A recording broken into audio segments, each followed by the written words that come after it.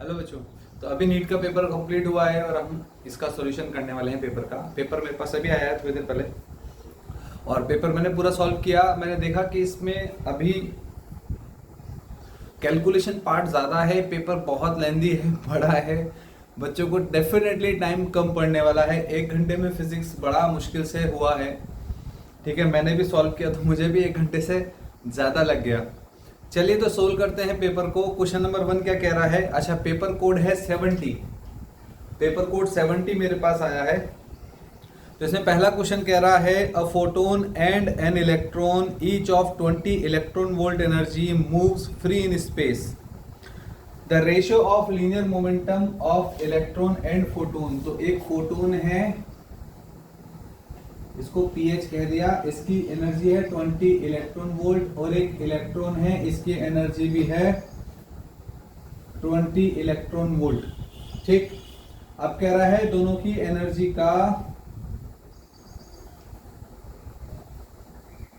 बताना क्या है, रेशियो बताना है, पीई अपॉन पीएच। तो फोटोन ऑफ इलेक्ट्रॉन होता है 2m ई मतलब एनर्जी, मास, ठीक है ना, मोमेंटम। और अगर हम बात करें फोटोन की, तो फोटोन के लिए आता है E अपॉन सी, क्योंकि E बराबर mc², m इंटू सी होता है मोमेंटम। तो इसमें बस वैल्यूज पुट करेंगे, आंसर आ जाएगा 9.1 इंटू 10⁻⁻31 इंटू 20 अपॉन 3 इंटू 10⁻8। और जो हमारे पास आंसर आया है, एक सेकंड, वो आ रहा है 4225। ठीक है, तो दोनों के मोमेंटम का जो रेशियो आया है वो आया है 2:5, ऑप्शन 4। चलिए नेक्स्ट क्वेश्चन देखते हैं। तो नेक्स्ट क्वेश्चन में कह रहा है water flows in a streamline motion. तो ये इस तरह से एक स्ट्रीमलाइन मोशन में वाटर फ्लो कर रहा है। इसको ये नीचे से ऐसे, ठीक, इस तरह से स्ट्रीमलाइन में वाटर फ्लो कर रहा है। ये पॉइंट है P, ये पॉइंट है Q, और यहाँ पर प्रेशर का difference P minus PQ given है 15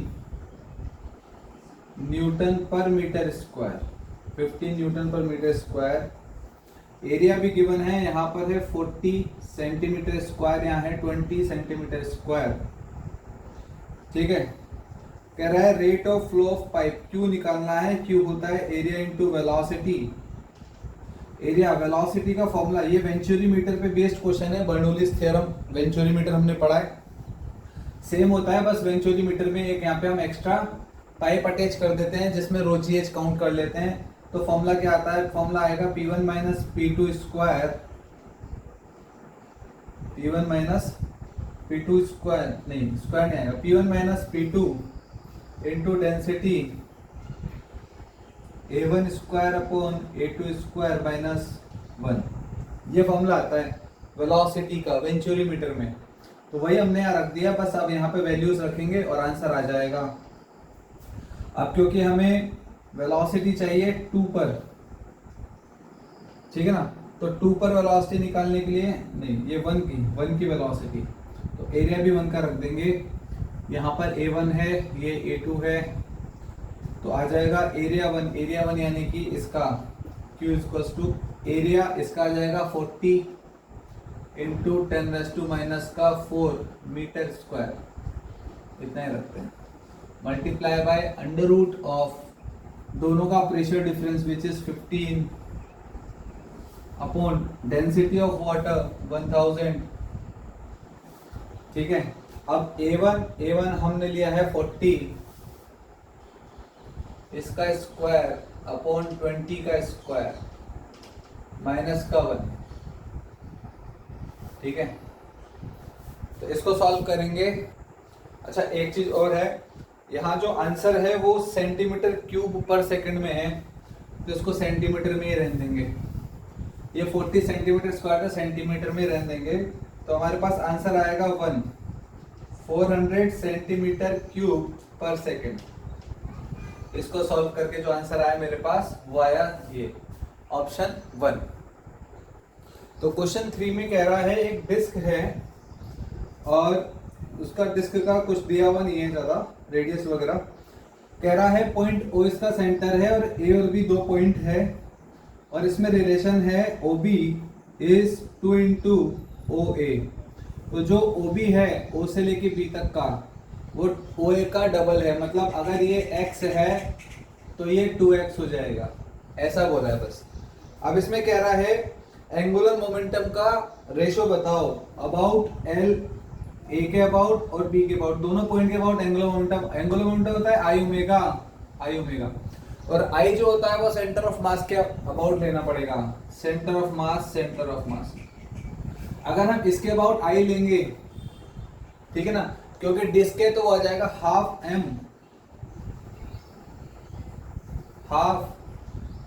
M into R square, half M R square. तो अब क्योंकि आई सेम है, ओमेगा भी दोनों पॉइंट के अबाउट सेम ही होगा, कोई फर्क पड़ेगा नहीं। अगर हम एक्सिस से इधर उधर जाते, जैसे डिस्क थी इसकी जो सेंटर है यहाँ पे इधर जाते, ये डिस्टेंस बढ़ता तो आई चेंज हो जाता, लेकिन एक ही एक्सिस के अबाउट आई तो चेंज होगा नहीं। तो आई सेम रहेगा, ओमेगा भी सेम रहेगा, तो मेरे हिसाब से रेशो 1:1 आना चाहिए। मतलब जो ऑप्शन है वो 4, ऑप्शन 4 सही आएगा। क्वेश्चन 3 का आंसर 4 सही आएगा, ठीक है ना। क्वेश्चन नंबर 4 लेते हैं। नेक्स्ट क्वेश्चन नंबर 4 कह रहा है एक सोलेनॉइड है और इसमें नंबर ऑफ टर्न्स दिए हैं n पर यूनिट लेंथ, ठीक है ना। पर यूनिट लेंथ आपको जो नंबर ऑफ टर्न्स है वो l है और परमिएबिलिटी है म्यू नॉट, ठीक है। The inductance, the self inductance बताना है। सेल्फ इंडक्टेंस क्या होता है, mu naught N square into volume. तो mu naught N square pi R square L, ये तो mu naught N square pi R square L, option 2 correct answer आ जाएगा। अब 4 देखते हैं, क्वेश्चन नंबर 5। क्वेश्चन नंबर 5 में कह रहा है the temperature of metallic sphere R is increased. तो एक मेटेलिक स्फीयर है, इसका टेम्परेचर, इसकी रेडियस है आर और टेम्परेचर डेल्टा टी बढ़ा दिया है, इंक्रीज कर दिया है। लीनियर कोफिशिएंट ऑफ एक्सपेंशन जो है इसका, थर्मल एक्सपेंशन कोफिशिएंट वो है अल्फा। तो लीनियर इतना है तो वॉल्यूमेट्रिक हो जाएगा 3 अल्फा। अगर वॉल्यूमेट्रिक 3 अल्फा हो गया तो कह रहा है इंक्रीज इन वॉल्यूम बताओ डेल्टा वी। तो होता है 3 अल्फा यानी कि गामा, इसी को तो गामा कहते हैं, ठीक है ना, गामा। और जो बीटा होता है वो होता है 2 अल्फा।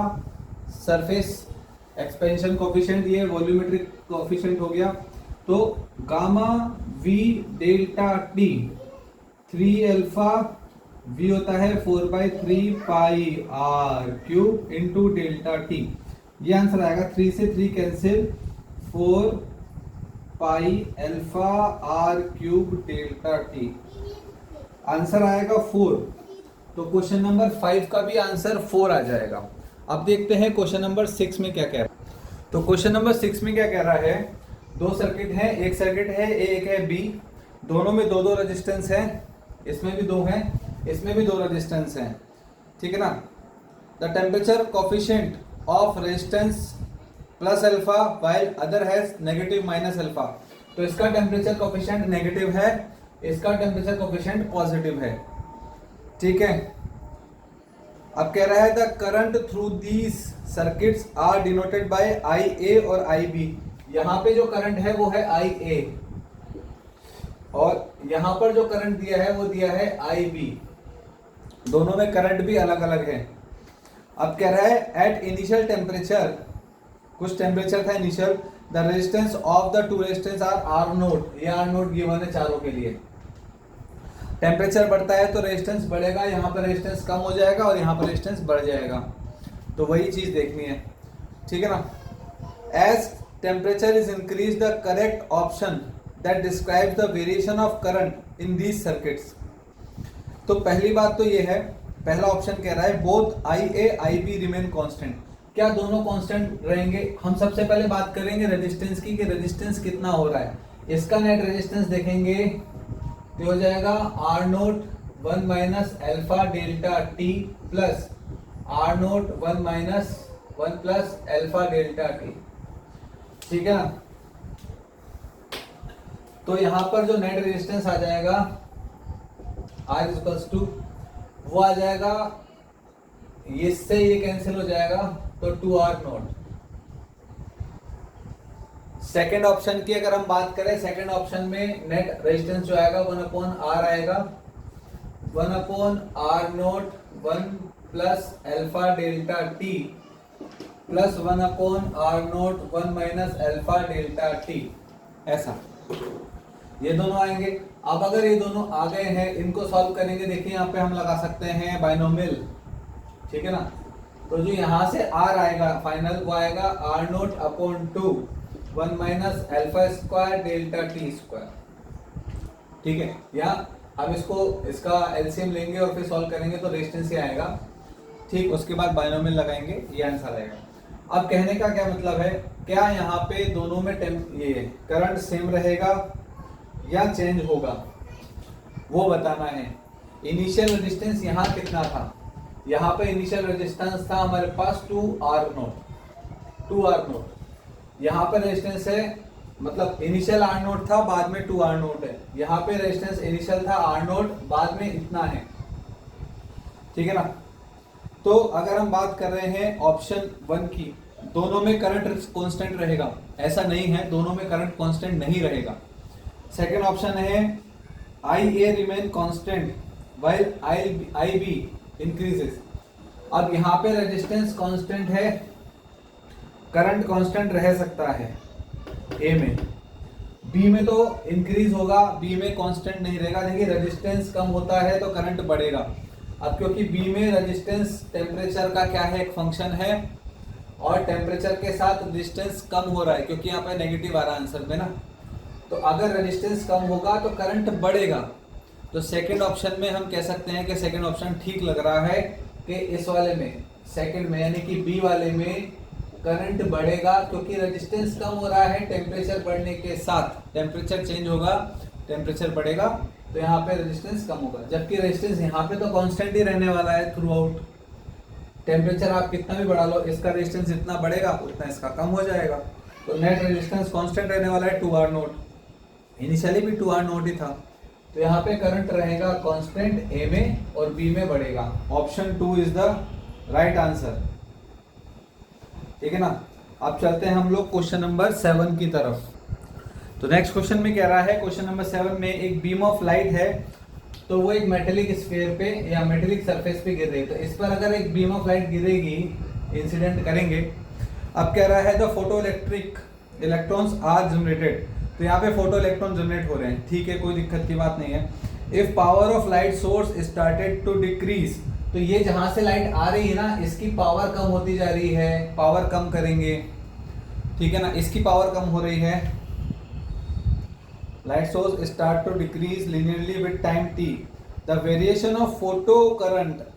अब सोचिए यहां से अगर पावर कम करेंगे, ठीक है ना, तो इनकी एनर्जी भी कम हो जाएगी, इनकी एनर्जी भी कम हो जाएगी, तो हमारे पास जो फोटो इलेक्ट्रॉन्स मिल रहे हैं वो कम होते जाएंगे, यानी कि करंट जो है वो टाइम के साथ डिक्रीज होता जाएगा लीनियरली, क्योंकि ये भी लीनियरली डिक्रीज हो रहा है तो करंट लीनियरली डिक्रीज होगा।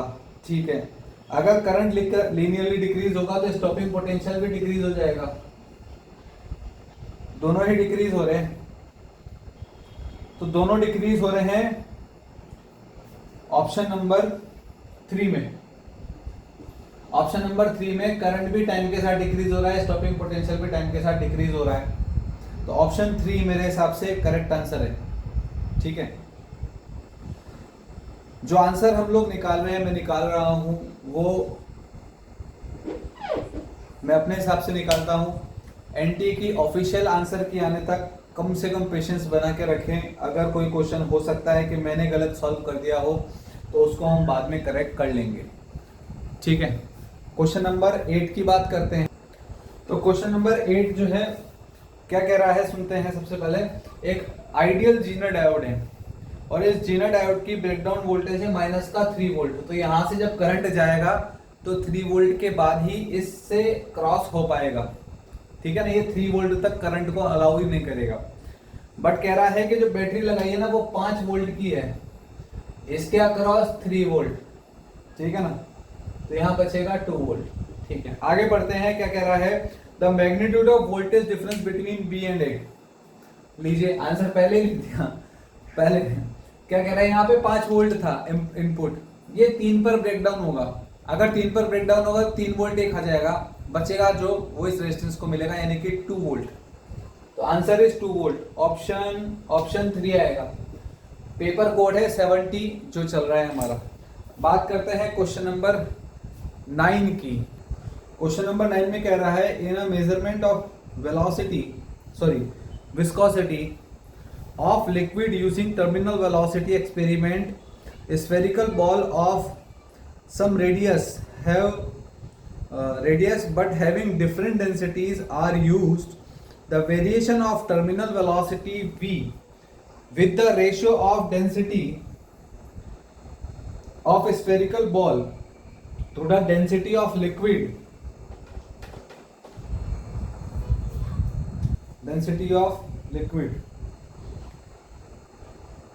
The best representation. कह रहा है कुल मिला के हमें क्या करना है, टर्मिनल वेलोसिटी और सिग्मा बाई रो का रेशो निकालना है। सिग्मा है डेंसिटी ऑफ बॉल और ये है लिक्विड की डेंसिटी, ये लिक्विड की डेंसिटी है। तो टर्मिनल वेलोसिटी का फॉर्मूला क्या होता है, V R equals to 2/9, it is 2/9 R square rho minus sigma upon G, और यहां पर आता है हमारे पास जी नहीं मीटर, इधर आएगा जी, ठीक है, ये होता है। तो अगर हम बात कर रहे हैं इसकी वी आर की, ये प्रोपोर्शनल होगा रो माइनस सिग्मा के। बट हमें ये नहीं चाहिए, हमें क्या चाहिए, सिग्मा अपॉन रो। तो सिग्मा अपॉन रो कॉमन ले लो, वी आर प्रोपोर्शनल टू, अगर हम लोग यहाँ से रो कॉमन ले लेंगे 1 माइनस सिग्मा अपॉन रो, ये हो जाएगा, यानी कि वी आर प्रोपोर्शनल हो जाएगा सिग्मा अपॉन रो के, वो भी नेगेटिव साइन के साथ। क्लियर है। तो यहां पर जो सही आंसर आएगा हमारा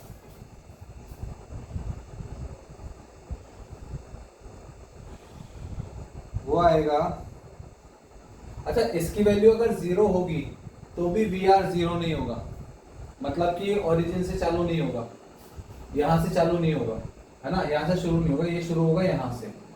ये वैल्यू आ जाएगी अपने पास सिग्मा के बराबर, ये सही है। ऑप्शन नंबर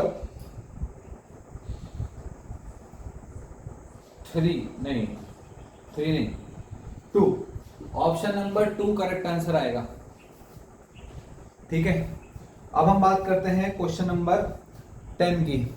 क्वेश्चन 10 में कह रहा है 2 planets P1 and P2 with equal masses. तो एक सेकंड इसको इरेज करते हैं। तो अब कह रहा है 2 प्लैनेट्स है P1 P2, प्लैनेट 1 प्लैनेट 2, इनके मासेस इक्वल हैं लेकिन रेडियस अलग अलग है। इसकी रेडियस है r1, इसकी रेडियस है r2। एस्केप वेलोसिटी होता है under root gm by r, ठीक है। उसका रेशो बताना है, जबकि r2 जो है वो r1 का हाफ है। r2 is 1/2 of r1। तो v2 बाय v1 बताना है। तो v2 बाय v1 बताने के लिए हम लिख सकते हैं under root of r1 bye r2। तो v2 by v1 is under root of r2 by r1। So ये r1 की जगह तो r1, r2 की जगह r1 बाय 2। तो v2 by v1 is √2, v2 by v1 is √2, ये √2 आ गया, ठीक है। ऑप्शन 4, तो क्वेश्चन नंबर 10 का आंसर है ऑप्शन 4। अब हम बात करेंगे क्वेश्चन नंबर 11 के लिए। तो नेक्स्ट क्वेश्चन क्या कह रहा है, एन वोल्टेज V, एक AC वोल्टेज है V is equals to 220 sine 2 into 10⁻³ into T volt. तो एक AC वोल्टेज है, वेरिएबल वोल्टेज है, इसको अप्लाई किया है, ठीक है ना। कहाँ पे किया है, एक LCR सर्किट में। अब LCR में लगाया है तो ठीक है, आगे पहले क्वेश्चन पढ़ते हैं। तो कह रहा है करंट का एम्पलीट्यूड बताओ, मतलब मैक्सिमम करंट कितना होगा सर्किट में वो बताओ, क्योंकि LCR सर्किट है तो करंट भी वेरी करेगा, AC सर्किट है ना, वोल्टेज टाइम के साथ चेंज हो रहा है। तो इंपेडेंस देखते हैं, Z होता है under root of XL minus XC का स्क्वायर प्लस R स्क्वायर। ये क्या है, ये है इंपेडेंस। अब बात करते हैं हम लोग सबसे पहले सर्किट में XL निकालते हैं, XC निकालेंगे।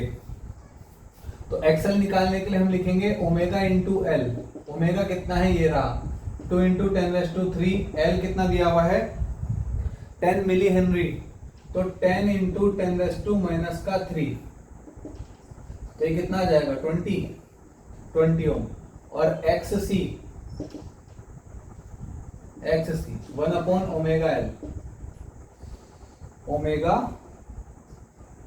C 1 omega C। तो ओमेगा दिया हुआ है अगेन 2 इंटू 10⁻³ और जो C गिवन है क्वेश्चन में वो है 25 माइक्रोफैरड, 25 इंटू 10⁻⁻�6। तो ये भी आता है लगभग 20 ओम। अब क्योंकि XL बराबर XC है तो ये रेजोनेंस सर्किट हो गया, और रेजोनेंस सर्किट के लिए Z की वैल्यू R के बराबर आ जाएगी। तो I जो होगा V/R होगा, V/R। V कितना है 220, हम P की वैल्यू की बात कर रहे हैं, और रेजिस्टेंस कितना गिवन है 100, तो आ जाएगा 2.2 एम्पियर, 2.2 एम्पियर आ जाएगा आंसर, ठीक है। तो आंसर जो आएगा वो आएगा ऑप्शन 2। तो क्वेश्चन नंबर 10 का आंसर आ गया हमारे पास ऑप्शन 2। चलिए क्वेश्चन नंबर 11 का आंसर आ गया है ऑप्शन 2। अब हम बात करेंगे क्वेश्चन नंबर 12 की।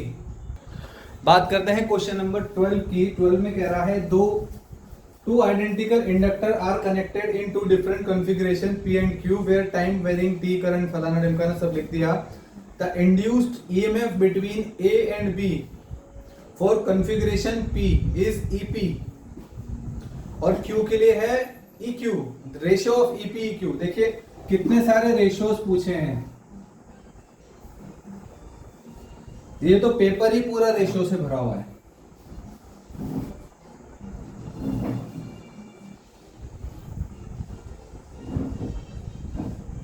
ठीक है, तो यहाँ पर ये एक इंडक्टर है, एक इंडक्टर ये। अगर यहाँ का नेट इंडक्टेंस हम लोग निकाले इस कॉन्फ़िगरेशन के लिए, P के लिए ये Q है, तो P के लिए टोटल L आएगा L1 प्लस L2 यानी कि 2L है ना, 2L, ये L ये L ये L ये L 2L। तो जो EMF आएगा EP, कैपिटल EP लिख रहा है इसमें, होता है L di/dt, तो 2L di/dt। ऐसे ही EQ के लिए अगर हम L निकालेंगे तो 1/L प्लस 1/L, तो L/2 हो जाएगा। इसके लिए आएगा 1/L plus 1/L, L net आ जाएगा LQ, तो L/2 आ जाएगा। E क्या होता है, E होता है L di/dt यानी कि L/2 di/dt। तो इन दोनों का रेशियो पूछा है, EP/EQ, EP/EQ। तो EP की जगह आ जाएगा 2L di/dt। इस क्वेश्चन में गलती है, उसको समझेंगे। L/2 di/dt तो हो जाएगा 2 पर चल जाएगा 4:1। अब इसमें टाइपिंग एरर आएगी, इसके आपको बोनस मार्क्स मिलेंगे। तो समझिए कैसे बोनस मार्क्स मिलेंगे। क्वेश्चन नंबर 12 में ऑप्शन बी या ऑप्शन 2 जो दिया हुआ है 1/4 दिया हुआ है, जबकि आंसर आ रहा है 4/1। 100% श्योर हूं कि एनटीए इसमें या तो आपको बोनस मार्क देगा या तो कुछ भी नहीं कर पाएगा। बोनस मार्क्स देने के अलावा कोई और ऑप्शन नहीं है। आंसर आएगा 4/1। ठीक है ना, टाइपो एरर है, टाइपिंग एरर है, ह्यूमन एरर है। ऑप्शन नंबर 2 में आंसर आना चाहिए था 4 और आया है 1/, हाँ आंसर होना चाहिए 4, ऑप्शन है 1/4। तो ये छोटी सी एक इसमें मिस्टेक है। अब आ जाते हैं क्वेश्चन नंबर 13 की तरफ। क्वेश्चन नंबर 13 कह रहा है 3 आइडेंटिकल कैपेसिटर्स हैं पी क्यू एस, इस तरह से लगा रखे हैं। मैं आपको सर्किट पहले शो कर देता हूँ। पी क्यू और एक यहाँ पर है नीचे एस, तो ऊपर वाले दोनों सीरीज में है, नीचे वाला पैरेलल में है। ठीक है ना, आइडेंटिकल है, सी सी सी तीनों का कह देते हैं। और पोटेंशियल यहाँ पे वी लगा रखा है बैटरी। अब कह रहा है energy store in the capacitor P, ये वाला है पी, ये भाई साहब का नाम है क्यू और ये अंकल जी है एस। पी क्यू और एस, पी क्यू आर आना चाहिए तब फिर ऐसा था कोई बात नहीं। पी क्यू और एस दे रखा है, तो पी में एनर्जी है P, total energy stored in the system are UP and UT है। If energy store in capacitor P and total energy stored is T. अच्छा, पी में जो एनर्जी है वो है UP, Uttar Pradesh, sorry UP, और टोटल एनर्जी है टी, तो उसका रेशो पूछ रहा है हमसे। तो रेशो निकालना कोई दिक्कत की। तो यहाँ पे क्या करेंगे, सबसे पहले हम इसकी बात करें तो होता है हाफ CV²। ठीक है ना, बट CV² हम यहाँ लगा नहीं सकते, रुकिए। तो यहाँ पर आएगा पोटेंशियल, अगर इसके अक्रॉस पोटेंशियल V है तो यहाँ जाएगा V/2, ऐसे होगा।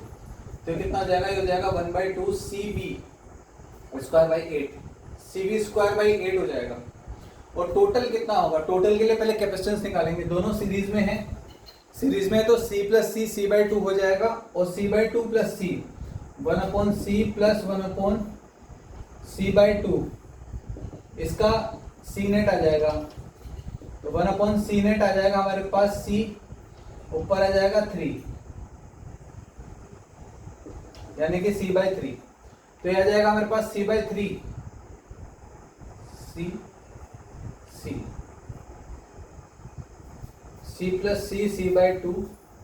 C/2 और C, तो 1/C + 1/C/2। अरे यार ये तो किसका है, पैरेलल का। तो सीरीज के लिए नेट निकालेंगे C + C/2, अब सही है 3/2C, C नेट आ गया।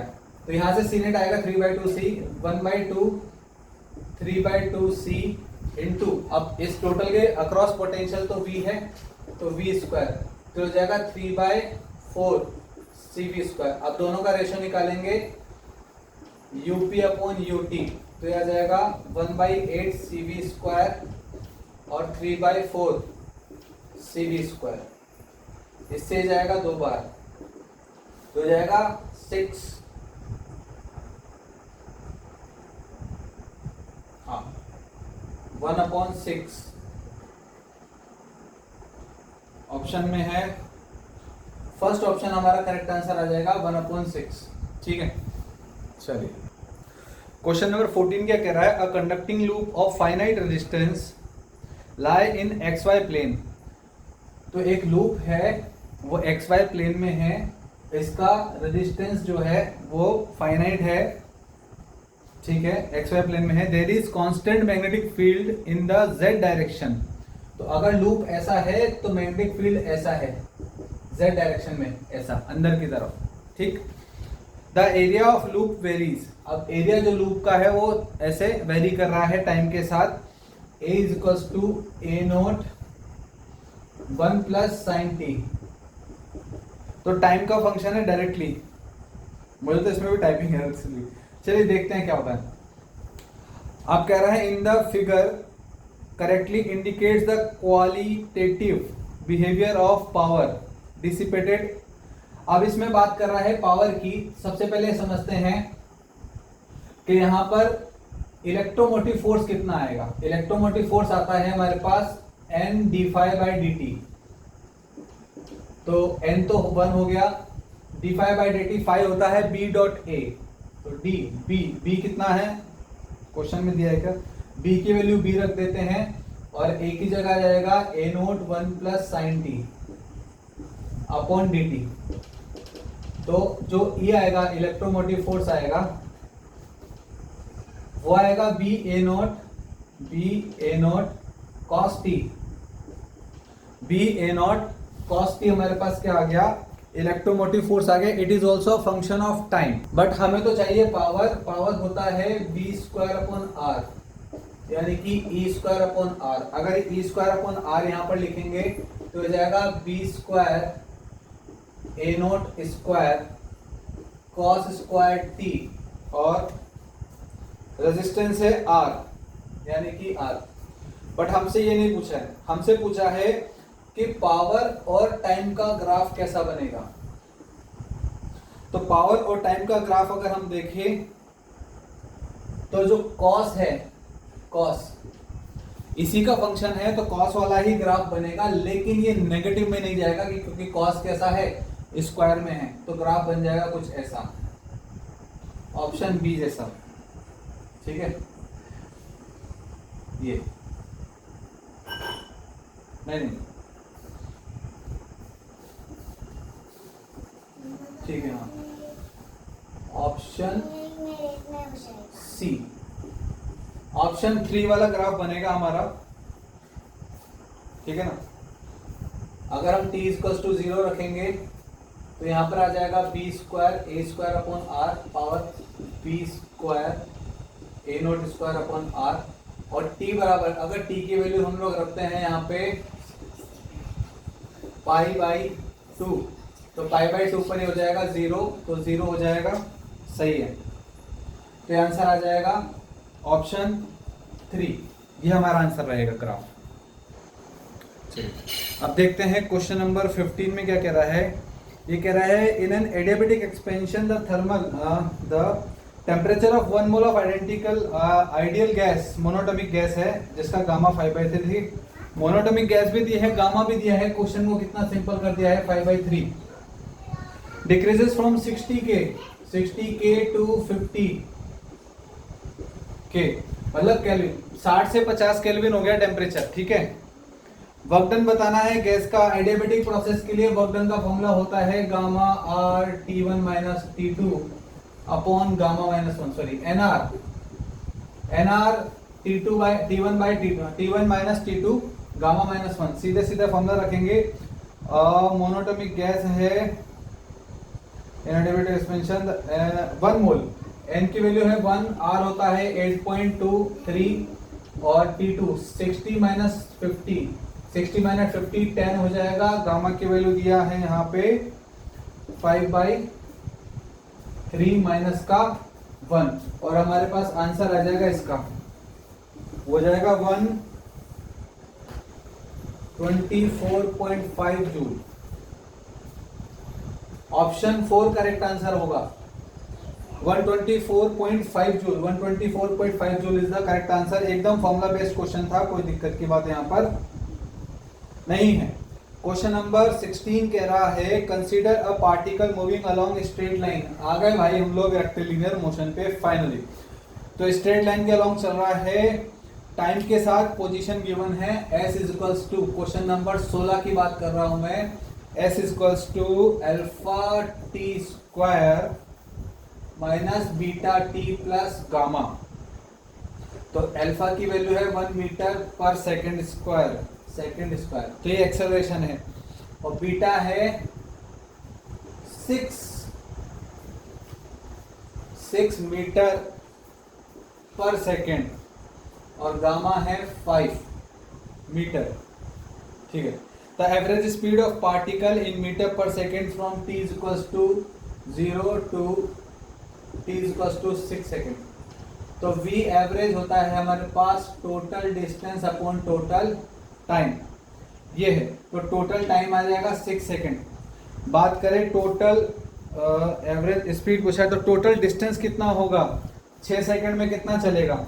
तो t बराबर 0 सेकंड में था गामा पे, यानी कि 5 मीटर पे स्टार्टिंग में था। t इक्वल्स टू 0 पर इसकी पोजीशन थी गामा मतलब 5 मीटर इनिशियल, और t बराबर 6 पर, 6 सेकंड पर कहाँ जाएगा, इसका डिस्टेंस हो जाएगा 6 इंटू टी अल्फा, अल्फा कितना है 1 इंटू 6 स्क्वायर यानी कि 36, यहाँ पे टी की वैल्यू 6 रख दी तो 36 माइनस बीटा की वैल्यू है 6 और टी की वैल्यू भी है 6, 36 36 36 और ये हो जाएगा प्लस का 5, तो फाइनल पोजीशन भी है 5। भाई साहब ये तो 6 सेकंड में किसका ही नहीं है ऐसा कैसे हो सकता है? आंसर इसका 0 तो नहीं आना चाहिए, चेक करते। तो इसके लिए हम क्या करेंगे, हम दूसरी अप्रोच निकालेंगे। दूसरी अप्रोच क्या कह रही है, अगर हम देखें s को तो है alpha T square minus beta T plus gamma ds upon dt जो है वो होता है स्पीड। इससे हमें पता चल जाएगा स्पीड कब जीरो हुई। तो यहाँ लिखते हैं 2 अल्फा टी माइनस का बीटा इजकल्स टू 0, तो टी की वैल्यू आ जाएगी बीटा अपॉन 2 अल्फा यानी कि बीटा की वैल्यू है 6 और 2 अल्फा हो जाएगा 2 यानी कि 3। तो 3 सेकंड पर वेलोसिटी जीरो हुई है, मतलब जो पार्टिकल है वो ऐसे गया और वापस आया। तो 0 से 3 सेकंड के लिए हमें पहले डिस्प्लेसमेंट निकालना पड़ेगा 0 to 3 और फिर वापस से 3 से 6 यानी कि t बराबर 3 सेकंड के लिए डिस्प्लेसमेंट निकालना पड़ेगा। तो सबसे पहले हम देखेंगे S1 आ गया, इनिशियली वो 5 पे था, ठीक है। अब S equals to 3 second, 3 second पर वो कितना चला, फिर आ जाएगा अल्फा टी स्क्वायर यानी कि अल्फा की वैल्यू है 1, 3 यानी कि 9 स्क्वायर 3, 9 माइनस का बीटा, बीटा की वैल्यू है 6। अगर बीटा की वैल्यू 6 रखेंगे और टाइम की वैल्यू 3 तो हो जाएगा माइनस का 18, तो 18 और प्लस का 5, तो जो S3 आएगा वो आ जाएगा हमारे पास 3 सेकंड के बाद, वो आ जाएगा 18 में से 9, 9 और 5 14, तो हमारे पास आ जाएगा 14, ठीक है, सही है ना। ये हो जाएगा 9 और 5 14, 18 में से 14 गए तो 4, ये सही है 4, ठीक है ना। तो इनिशियली 5 पे था, t बराबर 0 पे था, ये 5 पे और फिर आ गए कहाँ पे 4 पे, -4 पे। तो टोटल डिस्प्लेसमेंट इसका 3 सेकंड में अगर हम देखें 3 सेकंड में तो S1 माइनस S2 तो हो जाएगा 9 मीटर।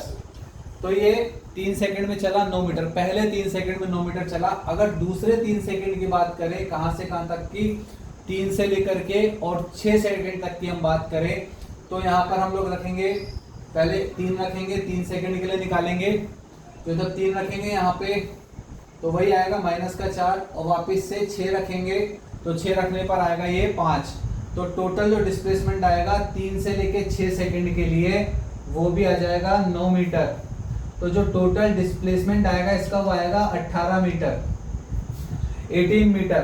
तो जो वेलोसिटी आएगी एवरेज वो आएगी total distance upon total time, 6 second बोला है ना, 6 सेकंड के लिए, तो आ जाएगा 3 मीटर पर सेकंड। ये इसकी वी एवरेज आ गई, एवरेज वेलोसिटी आ गई 3 मीटर पर सेकंड। और अगर हम ऑप्शंस की बात करें तो ऑप्शन नंबर 4 हमारा करेक्ट आंसर होगा। क्वेश्चन नंबर 17 में कह रहा है कि फॉलोइंग प्रेजेंट टेबल, एक टेबल बना रखी है इलेक्ट्रोमैग्नेटिक स्पेक्ट्रम और इसका मेजर एप्लीकेशन बताना है। सिंपल क्वेश्चन है। पहला है यहाँ पे पी, माइक्रोवेव। तो माइक्रोवेव कहाँ काम आती है वो बताना है हमें।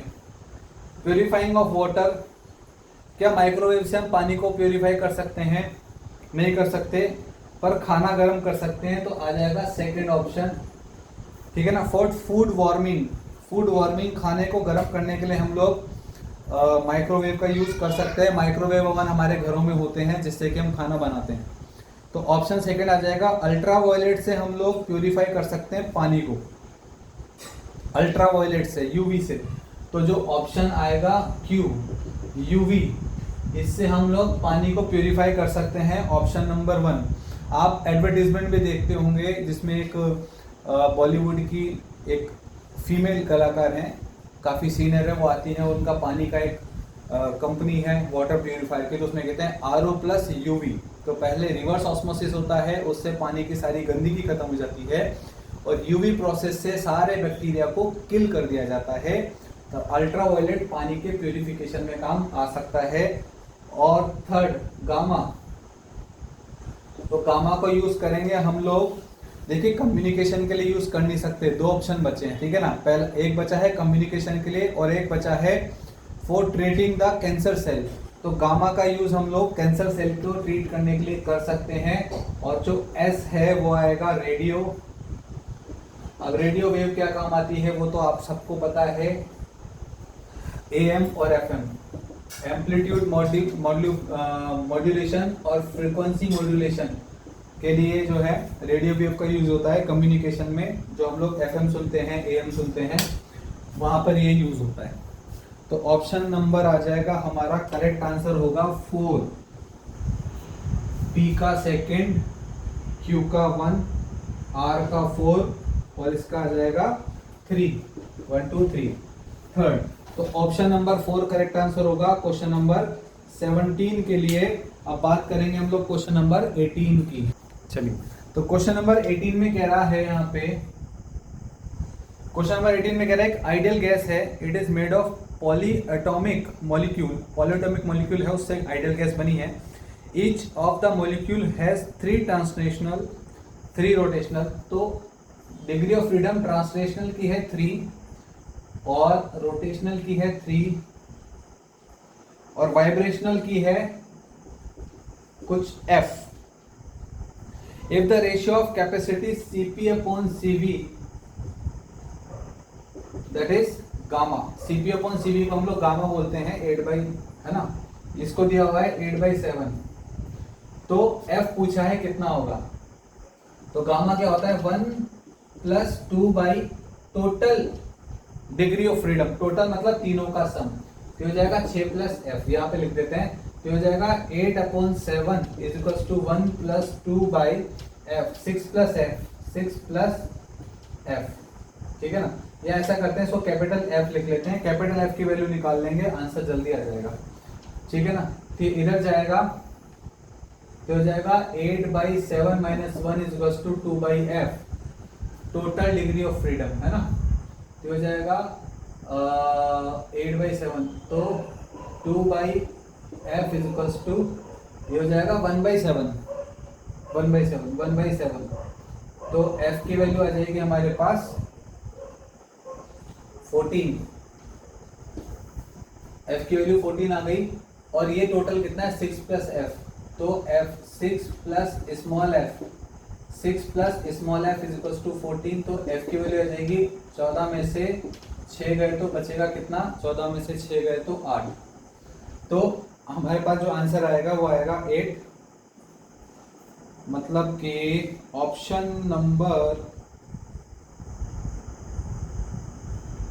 तो है ही नहीं, 1 2 3 4 कुछ गड़बड़, सही कंफ्यूजन था थोड़ा सा। ऑप्शन डिग्री ऑफ फ्रीडम आ रहा है 8, तो 8 का मतलब हो जाएगा जो फ्रीडम आएगा 2f' होता है f, ठीक है ना। 2f' क्यों, क्योंकि डिग्री ऑफ फ्रीडम काइनेटिक की वजह से भी आता है और पोटेंशियल एनर्जी की वजह से भी आता है। तो 1 का कंपोनेंट कितना हो जाएगा 4, तो आंसर आएगा 2, option 2 will be correct answer, ठीक है। तो क्वेश्चन नंबर 18 का आंसर आएगा 2, यानी कि 4, ऑप्शन आएगा 2, आंसर आएगा 4। तो नेक्स्ट क्वेश्चन 19, क्वेश्चन नंबर 19 क्या कह रहा है, क्वेश्चन 19 कह रहा है a unit positive point charge is taken slowly through a infinitely small thin tube that is inside a charge dielectric sphere. तो एक स्फीयर है और इस स्फीयर में एक ट्यूब है, इस ट्यूब में से चार्ज को लेके गए, एक यूनिट पॉजिटिव चार्ज मान लो Q को लेके गए, और इसकी स्फीयर की रेडियस है r, ठीक है। और जब इसको लेके गए यूनिफॉर्म पॉजिटिव चार्ज डेंसिटी, इसकी जो चार्ज डेंसिटी है वो है सिग्मा, यानी कि चार्ज अपॉन वॉल्यूम है sigma. As shown in figure, the initial and final position of charges are marked by A and B। तो initial position इसकी थी ये 2r और final position है 3r, ठीक है। From the center of sphere, this process, the magnitude of total work done on the point charge total work done जो point charge पे क्या वो हो गया सिग्मा आर स्क्वायर नीटा epsilon naught, sigma R square नीटा एप्सिलॉन नॉट। तो हमसे पूछ रहा है नीटा नहीं सॉरी एन है ये एन, तो एन की वैल्यू क्या है हमसे ये पूछ रहा है 1 2, ये इसमें ऑप्शन है 18 2 6 और 9। तो जो वर्क डन होता है चेंज इन पोटेंशियल के बराबर, पोटेंशियल ए पर निकाल लो पोटेंशियल बी पर निकाल लो, ये ए हो गया ये पॉइंट बी हो गया, ए और बी पर पोटेंशियल निकाल लो, यहाँ पर आ जाएगा के क्यू बाई 2r और यहाँ जाएगा के क्यू बाई 3r, के क्यू बाई 2r और के Q by 3r, that's it, बस इतना ही करना है और हमारे पास वर्क डन आ जाएगा।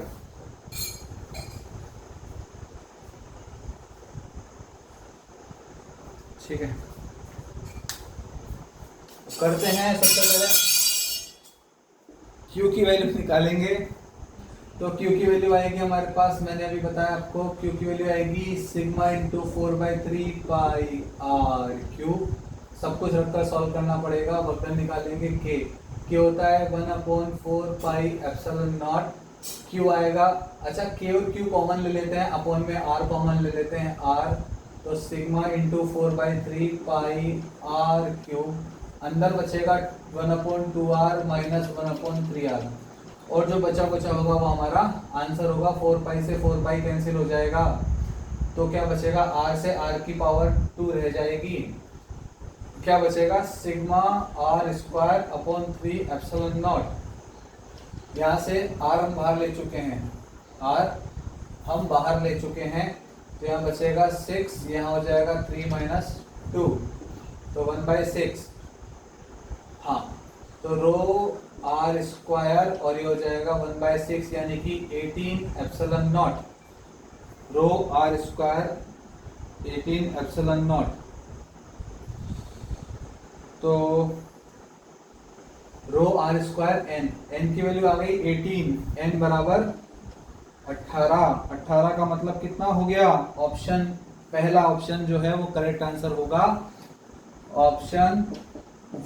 Option 1 is correct answer. Question number 19 में ऑप्शन जो पहला है वो करेक्ट आंसर है। अब बात करते हैं क्वेश्चन नंबर 20।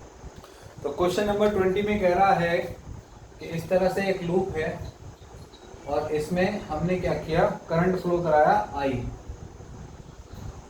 आई नोट, ठीक, और इसके दो पार्ट हैं ए बी सी और डी, ठीक है ना। तो अब यहाँ जब करंट आएगा तो इधर और इधर डिवाइड हो जाएगा, यहाँ मान लो करंट गया I1, यहाँ गया I2, क्यों, क्योंकि देखिए क्वेश्चन में क्या कह रहा है कि लूप का रेडियस R है, resistance of segment ABC half है ADC से, तो यहाँ का रेजिस्टेंस मान लो ABC का R है तो यहाँ का 2R हो जाएगा, इधर का रेजिस्टेंस R है तो यहाँ का रेजिस्टेंस कितना हो जाएगा 2R। तो करंट इन ABC यानी कि जो I1 होगा वो हो जाएगा I naught into 2R upon R plus 2R यानी कि 2/3 इंटू I नोट, I1 हो जाएगा और I2 हो जाएगा हमारे पास 1/3 I नोट, क्योंकि 2/3 इधर चल गया तो बचा 1/3 इधर से आएगा, तो इधर 1/3 I नोट, इधर 2/3 I नोट, 2/3 I नोट। पूछा है net magnetic field point O पर, यहाँ पर कितना होगा, तो मैग्नेटिक फील्ड का जो फॉर्मूला आता है वो आएगा mu naught I theta upon 4 pi R, mu naught I theta upon 4 pi R. अब इस वाले की वजह से देखें तो मैग्नेटिक फील्ड बाहर की तरफ आएगा और इस वाले की वजह से देखें तो मैग्नेटिक फील्ड अंदर जाएगा, तो इसका मान लो B1 है, इसका है B2, तो नेट B जो आएगा B1 माइनस B2 आएगा, B1 माइनस B2, तो B1 आएगा म्यू नॉट I1 का वैल्यू है अपने पास 2/3 I naught upon 4 pi R into theta की वैल्यू आएगी पाई, ठीक है। ऐसे ही माइनस का B2, यहाँ पे थीटा इसका भी आधा है ना, ये भी पाई है ये भी पाई है, और B2 आ जाएगा हमारे पास mu naught 1/3 I naught into pi, theta की वैल्यू आ गई पाई, 4 पाई आर, आर दोनों का सेम है तो क्या कॉमन आ रहा है बाहर निकाल लेते हैं, mu naught I naught 4 pi R. अच्छा ये पाई से पाई कैंसिल ही कर दो, अपॉन 4 आर, बचा क्या 2/3 माइनस 1/3, यही तो बचा, बाकी सब तो कॉमन आ गया तो आ जाएगा mu naught I naught upon 4 3 12 R. तो मेरे हिसाब से करेक्ट आंसर आएगा option 2, option 2 is are correct answer. ठीक है, आंसर आएगा mu naught I naught upon 12 R. ठीक है, नेक्स्ट क्वेश्चन देखते हैं क्या कहता है। तो क्वेश्चन नंबर 21 में कह रहा है एक बॉब है, उसका मास है m और रेस्ट में है hanging vertically from ceiling via massless string of 10 metre. तो ये बॉब है, यहाँ पे ये इन भाई साहब का नाम है बॉब और ये स्ट्रिंग है 10 मीटर्स की। As shown in figure point mass a of mass m travelling horizontally with speed 10 metre पर सेकेंड हिट्स द बॉब। तो यहाँ पर एक पॉइंट मास है, ये से हिट करता है, टकराता है बॉब से 10 मीटर पर सेकेंड से। ठीक है, elastically the bob be rises to h metre. तो कहने का मतलब क्या है, इलास्टिक कोलिजन का मतलब होता है एनर्जी कंजर्व रहेगी और ये बॉब, ये जो मास है ये इससे टकरा करके अपनी एनर्जी इसको देगा और भैया ये इससे चिपकेगा नहीं। ठीक है ना, इलास्टिक कोलिजन है। अब कह रहा है बॉब कितना ऊपर तक जाएगा, बॉब मान लो यहां तक आया, मान लो इसकी हाइट है h, कितनी हाइट है, मान लो बॉब जो राइज हुआ वो h हाइट तक राइज हुआ, तो हम ऐसा कह सकते हैं हाफ। अच्छा बॉब को b कह दिया, इसको a कह दिया, ठीक है ना, तो half mv square equals to mgh, ऐसा लिख सकते हैं। तो ये m से m कैंसिल हो जाएगा, h पूछा है, h हो जाएगा v स्क्वायर अपॉन 2g और v कितना था 10 इंटू 10 अपॉन 2g, 2 कितना है 2 की 2 10, तो h की वैल्यू भी कितनी आ गई 10 आ गई।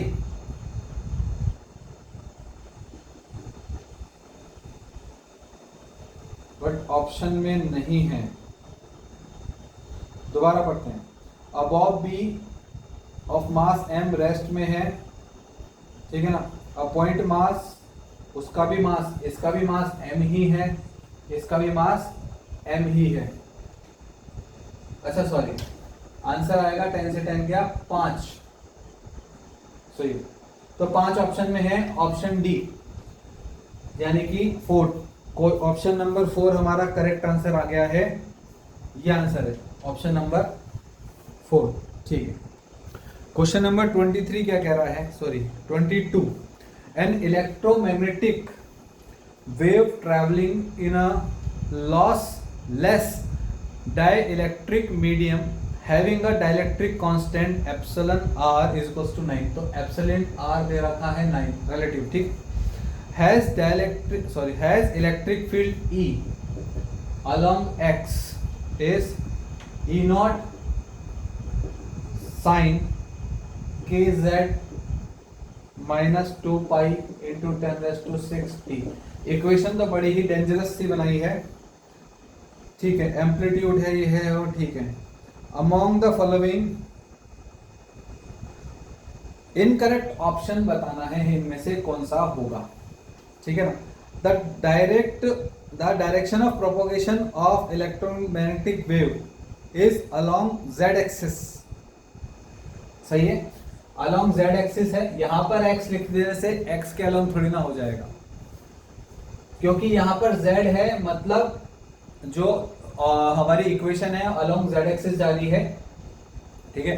जब हम वेव्स पढ़ते हैं तो हम लिखते हैं y equals to a sin omega t minus का kx। इसका मतलब जो वेव है वो पॉजिटिव x की तरफ प्रोपागेट कर रही है, और अगर यहाँ पे प्लस लिख लेते हैं तो इसका मतलब है कि वेव माइनस x की तरफ प्रोपागेट कर रही है। तो यहाँ पर लिखा है z, तो जो वेव है हमारी वो बेसिकली माइनस z के अलोंग जा रही है, सॉरी प्लस z के अलोंग जा रही है, ये ऑप्शन करेक्ट है। सेकंड ऑप्शन कह रहा है speed of electromagnetic wave inside the medium is 10⁸ metre पर second. Speed of wave, speed of wave क्या होता है? c upon under of mu naught epsilon naught. अब यहाँ पर म्यू नॉट और एप्सिलॉन नॉट देखें, v इक्वल्स टू 3 × 10⁸। अच्छा, म्यू नॉट और एप्सिलॉन नॉट, म्यू नॉट है हमारे पास k e नॉट, अगर इसको हम 9 रख दें, ठीक है, इसको ये हमें गिवन है, एप्सिलॉन r गिवन है, म्यू r गिवन नहीं है। अब क्योंकि हमें ये तो गिवन है r, ये नहीं गिवन, क्योंकि कह रहा है लॉस लेस है तो इसको 1 मान लेते हैं। तो 3 × 10⁸ अपॉन 3 यानी कि 10⁸ मीटर पर सेकेंड। ऑप्शन 2 भी सही है। The wavelength of electromagnetic wave inside the medium is 300। तो वेवलेंथ होता है वेलोसिटी अपॉन फ्रीक्वेंसी। यहाँ से ये ओमेगा है, ओमेगा से फ्रीक्वेंसी निकालेंगे, ओमेगा गिवन है 2π × 10⁶। तो ये होता है 2πf। तो इसमें अगर 2π का डिवाइड कर देंगे, फ्रीक्वेंसी आ जाएगी ओमेगा अपॉन 2π यानी कि 10⁶। तो लैम्डा 10⁸ अपॉन 10⁶। ओके, तो ये तो आ रही 100 और ऑप्शन में दिया है 300। इनकरेक्ट ऑप्शन है 3। एक बार चौथा भी चेक कर लेते हैं। The magnetic field, so magnetic field is given by By, ठीक है। ऑप्शन 3 ही हमारा गलत आंसर है, ऑप्शन 4 भी करेक्ट है, ठीक है। ऑप्शन 4 भी करेक्ट है, ऑप्शन 3 हमारा गलत आंसर है। नेक्स्ट क्वेश्चन है क्वेश्चन नंबर 23 की तरफ चलते हैं। क्वेश्चन नंबर 23 में कह रहा है a particle of mass capital M moves along a horizontal axis x। तो एक कैपिटल M का मास है, मार्कर में पिंक हो चुके हैं, फिनिश। तो कैपिटल M मास है, ये अलोंग x एक्सिस जा रहा है, x एक्सिस के अलोंग चल रहा है, 0 से लेके ये x L तक जाता है। और coefficient of kinetic friction varies mu के। अच्छा, ये कांस्टेंट नहीं है, वेरी कर रहा है mu naught minus alpha X से, ठीक है। म्यू नॉट है, where mu naught alpha are constant of appropriate dimensions, ठीक है, उससे कोई मतलब नहीं है।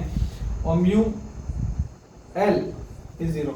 यहां पर आते ही म्यू के एल पर जो है वो 0 है, ठीक है ना। इनके बीच में ये कम होता जाएगा, बढ़ता जाएगा, पता नहीं।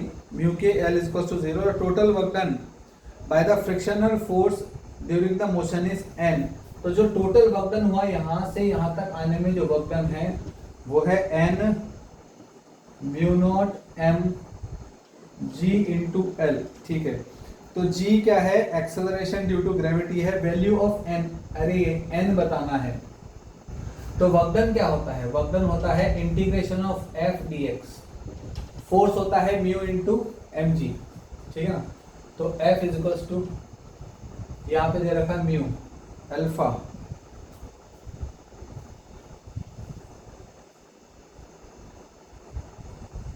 मेरा थोड़ा फोन खराब है, ये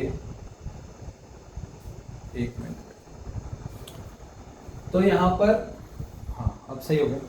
अब ये कह रहा है क्योंकि ये कंडीशन दी है तो यहाँ पे सबसे पहले कंडीशन अप्लाई करते हैं, x की जगह l रखते हैं। x इक्वल्स टू एल पर mu naught minus alpha l equals to 0। Mu naught minus alpha l equals to 0, तो अल्फा की वैल्यू आ जाएगी mu naught by L, mu naught by L. अब हम रखते हैं फॉर्मूले में वैल्यू, तो यह आ जाएगा integration of mu M G, mu M G होगा, है ना। तो M G mu naught minus alpha की value mu naught by L रख देता हूँ, mu naught by L into X into D X. यह आ जाएगा कहाँ से कहाँ तक? 0 से लेके एल तक, 0 से लेके एल तक। अब कुछ भी नहीं करना, बेसिक इंटीग्रेशन है और आंसर आ जाएगा। तो इसका इंटीग्रेशन करते हैं, म्यू कॉमन ले लेते हैं, एम जी कॉमन ले लेते हैं, इंटीग्रेशन करना रह जाएगा 1 माइनस एक्स बाई एल का dx 0 से l। तो इंटीग्रेशन आ जाएगा वर्क डन के लिए म्यू नॉट एम जी और x minus x square by 2l 0 से l। लिमिट रख देंगे, फिर मेरा क्वेश्चन गलत हो गया, कोई बात नहीं, मैं लिमिट रखता हूँ, आंसर आएगा mu naught M G upon limit रख देंगे तो हो जाएगा l minus L square by 2l यानी कि l बाई 2। तो mu naught M G l by 2 ये आंसर आएगा। जीरो में तो दोनों जीरो हो ही जाएंगे, तो आंसर है mu naught M G L. N की वैल्यू आएगी 1 बाई 2। और जो करेक्ट ऑप्शन है, करेक्ट ऑप्शन देखने के लिए मुझे मोबाइल में फिर से पीडीएफ खोलनी पड़ रही है, बार बार बंद हो रही है। हाँ, ओपन हो गई है पीडीएफ। तो ऑप्शन आएगा पहला, जो पहला ऑप्शन है वो हमारा करेक्ट आंसर है। एन की वैल्यू 1 बाई 2 आ गई। बेसिक क्वेश्चन था बहुत ही। चलिए नेक्स्ट क्वेश्चन पे चलते हैं। क्वेश्चन नंबर 24 क्या कह रहा है? तो क्वेश्चन नंबर 24 में कह रहा है consider 3 mediums P Q are. तो इस तरह से 3 मीडियम है, यह है पहला, यह है दूसरा और यह है तीसरा। इसकी वैल्यू आएगी 1, इसकी आएगी रिफ्रैक्टिव इंडेक्स, इसका आएगा 1.2 और इसका आएगा 1.5। Consider 3 medium PQR with refractive index 1, 1.2, 1.5 respectively. The medium Q having a thickness 5 cm. इसकी थिकनेस है 5 सेंटीमीटर, बीच वाले की Q की है ना, इसकी थिकनेस है 5 centimetre thickness. Is placed between extended medium P and R। तो ये P है, ये R है, इन दोनों के बीच में रखा हुआ है।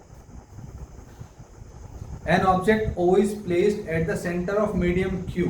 तो मीडियम Q के सेंटर पे एक ऑब्जेक्ट को रख दिया, ठीक है।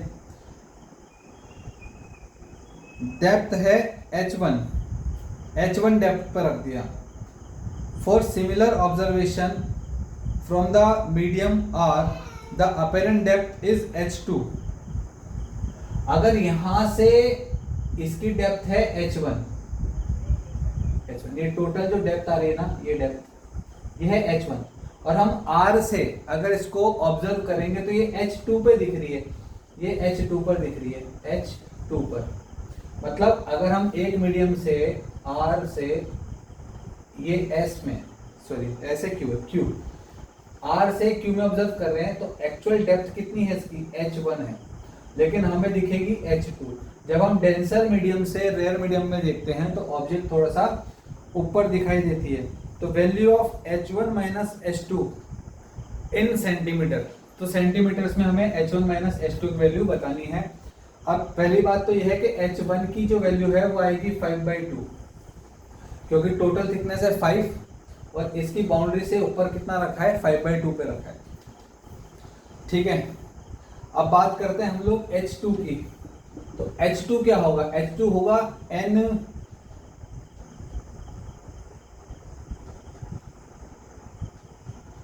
h2 n2 by n1, n2 by n1 into h1।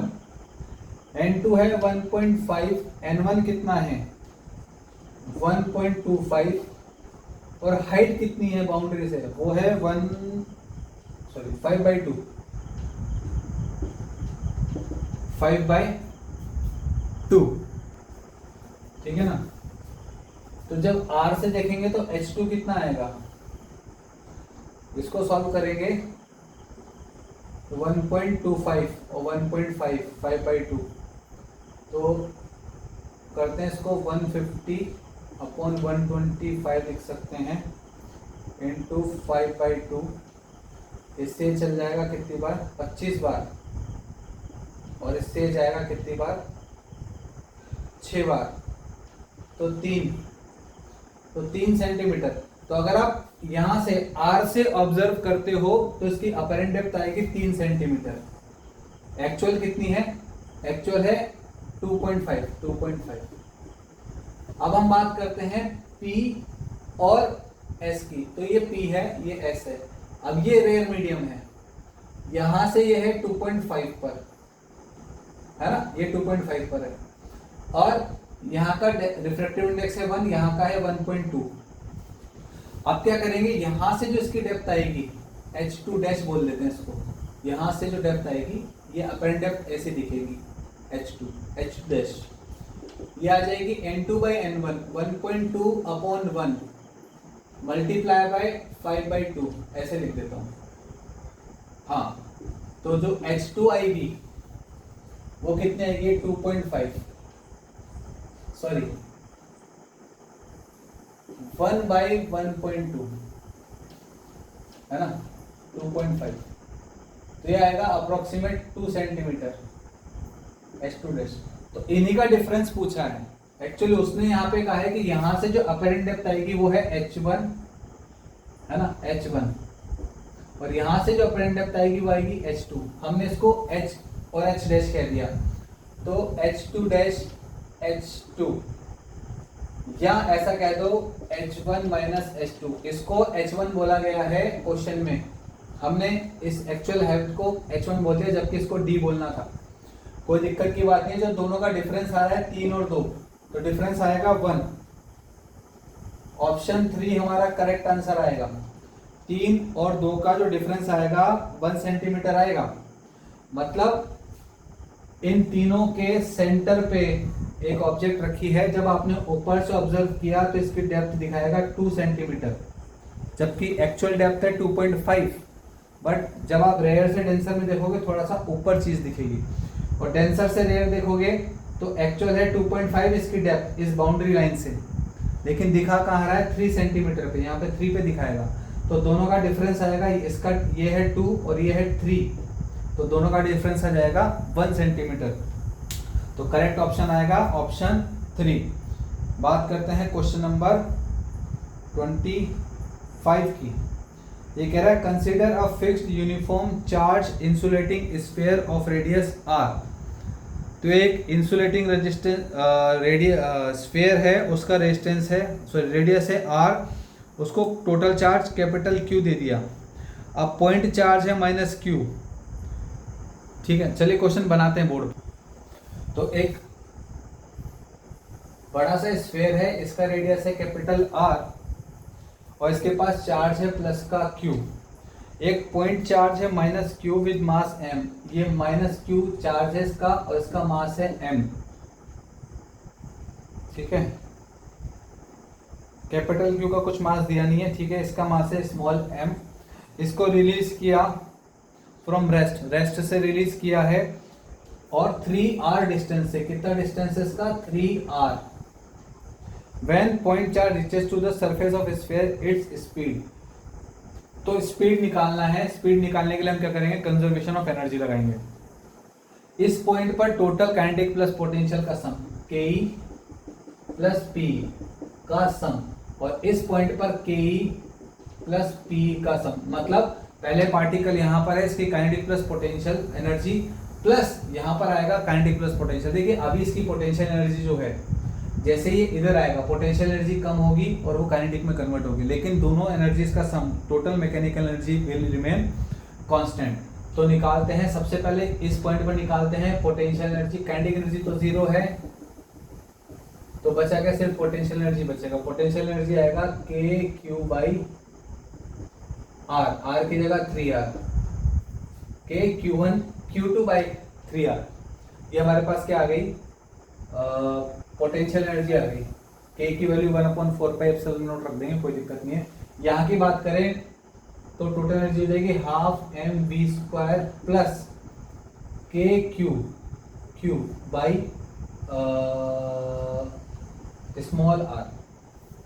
ठीक है ना, क्योंकि सरफेस के अंदर तो गया नहीं है, सरफेस पे उसकी जो रेडियस है वो r है। ठीक है ना, तो दोनों को इक्वेट कर दो, बस ये आ जाएगा हाफ mv² से एनर्जी। तो हाफ mv² इक्वल्स टू के क्यू क्यू, और ये इधर आके माइनस हो जाएगा 1/3/r पे ले लो, -1/1, ठीक है। तो हाफ mv² 1/2, अभी पूरा नहीं लिख रहा, 1/2 mv², के क्यू क्यू अपॉन आर, ये पोटेंशियल एनर्जी 1/3 -1, ये तो नेगेटिव में आ जाएगा भाई, नेगेटिव में आ नहीं सकता,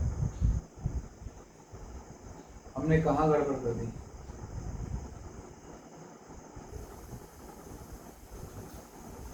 ये नेगेटिव क्यों आ रहा है, इसको देखना पड़ेगा। ये माइनस है ना, यहाँ पे माइनस, यहाँ पर भी माइनस होगा, सही है, चार्ज माइनस है ना, तो इधर आकर के ये प्लस हो जाएगा, ये नेगेटिव रहेगा, अब सही है। तो आ जाएगा 1-1/3, अरे चार्ज भी नेगेटिव है ना, इसलिए माइनस आ जाएंगे, अब सही है। नहीं तो v² अगर नेगेटिव आएगा अंडर रूट में तो आयोटा कन्वर्ट हो जाएगा, ये तो नेगेटिव एक इमेजिनरी नंबर आ जाएगा, इसलिए गड़बड़ हो गया था। तो 1/3 जाएगा, 2/3 बचेगा, 2/3 के क्यू बाई आर, और ये 2 पर आ जाएगा तो ये हो जाएगा 4, और एक आ जाएगा नीचे m, ये v², अंडर रूट लगा देंगे तो स्क्वायर को भी हटा देंगे, तो जो v आएगा वो आएगा हमारे पास अंडर रूट ऑफ k की वैल्यू रखते हैं 1/4πε0, 1/4πε0, तो 4/3 1/4πε0 के आ गया Q by R M, Q by R M, 4 से 4 गया, क्यू बाई 3πε0 आर एम, ये अंडर रूट में आएगा। अब हम बात करते हैं ऑप्शन मैच करवाने की। ऑप्शन जो आएगा क्यू 3πε0 आर एम, ऑप्शन 4 हमारा करेक्टली एकदम एक्यूरेट मैच हो रहा है, ऑप्शन 4 इज करेक्ट आंसर। बात करते हैं क्वेश्चन नंबर 26 की। क्वेश्चन नंबर 26 में कह रहा है एक कार है, वो सर्कुलर रेस ट्रैक पर है, उसकी रेडियस है 50 मीटर। तो ये सर्कुलर रेस ट्रैक है, इसकी रेडियस है 50 मीटर, ठीक है। और बैंकिंग एंगल है tan थीटा, थीटा की वैल्यू बैंकिंग एंगल है, रोड जो है बैंक्ड रोड है, बैंक्ड रोड के लिए जो भी फॉर्मूला था देखते हैं, लगाते हैं क्या होगा। If car travels at a speed 10 metre पर सेकेंड, तो स्पीड आ गई 10 मीटर पर second, then wear and tear of the tyre is minimum, taking acceleration due to gravity 10 metre पर second, the value of theta. तो यहाँ पे कि v² होता है rg tan थीटा, तो v होता है अंडर रूट tan थीटा, है ना, तो v की वैल्यू आएगा under root rg tan theta. अच्छा, अंडर रूट लगाने क्यों है, यहाँ पे रखो 10 × 10, ठीक है ना, v² = r की वैल्यू है 50 × 10 × tan थीटा, दैट्स इट। इतना कर सकते हैं हम लोग, तो आ जाएगा हमारे पास 0 से 0, 0 से 0, तो tan थीटा की वैल्यू आ जाएगी 1/5, theta = tan inverse 1/5। Option 2 correct answer आ गया, ऑप्शन 2 इज करेक्ट आंसर, एकदम फॉर्मूला बेस्ड क्वेश्चन था। क्वेश्चन नंबर 27 देखेंगे अभी। बात करते हैं क्वेश्चन नंबर 27 की। तो इसमें कह रहा है एक फ्रिक्शनलेस सर्कुलर इस तरह से, ठीक है, एक सेकंड। तो एक फ्रिक्शनलेस हमारे पास सर्कुलर वायर है और उसकी रेडियस है कुछ यूनिट रेडियस है, फिक्स्ड ऑन हॉरिजॉन्टल प्लेन। तो इसको हॉरिजॉन्टल प्लेन पर फिक्स कर दिया गया है। 2 पार्टिकल ऑफ यूनिट मास यहाँ से और यहाँ से स्टार्ट करते हैं चलना, ऐसे ये पॉइंट ए है, तो यहाँ से स्टार्ट करता है, ये ऐसे जाएगा और ये ऐसे जाएगा, ठीक है, moving simultaneously from point A, ठीक है, और ये पॉइंट बी। तो ये पॉइंट ए से चलेगा और ये पॉइंट बी तक आएंगे दोनों, ठीक है ना। ड्यूरिंग द टाइम, तो ए से चलना स्टार्ट करेंगे और ऐसे आएंगे घूमते हुए और वापस से बी पर मिल जाएंगे, ठीक है, बी पर मिल जाएंगे, कोई दिक्कत नहीं है। Which of the following figure represents the magnitude of total linear momentum of the system. अब देखिए अगर ये अंडर ग्रेविटी गिर रहे हैं तो इसका जो मोमेंटम रहेगा और इसका मोमेंटम रहेगा उसका सम तो कांस्टेंट ही रहने वाला है यार। मोमेंटम अगर कांस्टेंट है तो ऑप्शन 2 करेक्ट आंसर आ जाएगा, क्योंकि दोनों का मोमेंटम तो सेम ही रहेगा। नेट मोमेंटम में तो कोई चेंज आएगा नहीं, लीनियर मोमेंटम।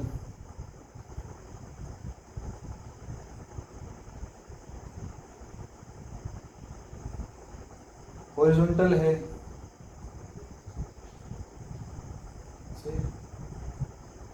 क्योंकि ये हॉरिजॉन्टली है, अंडर ग्रेविटी गिर नहीं रहा, मोशन क्या है हॉरिजॉन्टल प्लेन में हो रहा है। इसकी वेलोसिटी है v, इसकी वेलोसिटी है v, ठीक है। वेलोसिटी के कंपोनेंट्स चेंज होंगे लेकिन नेट मोमेंटम तो कांस्टेंट रहेगा। कोई एक्सटर्नल फोर्स की बात कर नहीं रहा है, एक्सटर्नल फोर्स नहीं है, ऐसा तो कुछ बोला नहीं है कि हॉरिजॉन्टल बेस में कोई एक्सटर्नल फोर्स है, कोई फोर्स नहीं लग रहा है, ठीक है ना। तो ये रेडियस के अलोंग जाएगा, नेट मोमेंटम कांस्टेंट रहेगा। हाँ अगर हमें, चलिए क्वेश्चन करते हैं, तो यहाँ पे ये हो सकता है अगर हम बात करें इसकी, ये है वेलोसिटी v। अगर मोमेंटम की बात करें तो दो कंपोनेंट आएंगे, एक आएगा mv ये वाला नीचे की तरफ, है ना, ये थीटा है, ये भी थीटा हो जाएगा हॉरिजॉन्टल के साथ, ये थीटा, तो mv cos थीटा ये, और ये जाएगा mv sin थीटा। नहीं नहीं नहीं नहीं, वेलोसिटी भी है ना, हाँ ये ऐसे जाएगा, तो mv cos थीटा और mv sin थीटा, ठीक है ना। तो 2mv cos थीटा नीचे की तरफ और 2mv sin थीटा, तो माइनस का 2mv sin थीटा। अब क्या होगा, ठीक है, तो यहाँ पे नेट मोमेंटम आ जाएगा 2mv sin थीटा इधर माइनस इधर, ये कंपोनेंट कैंसिल हो जाएगा।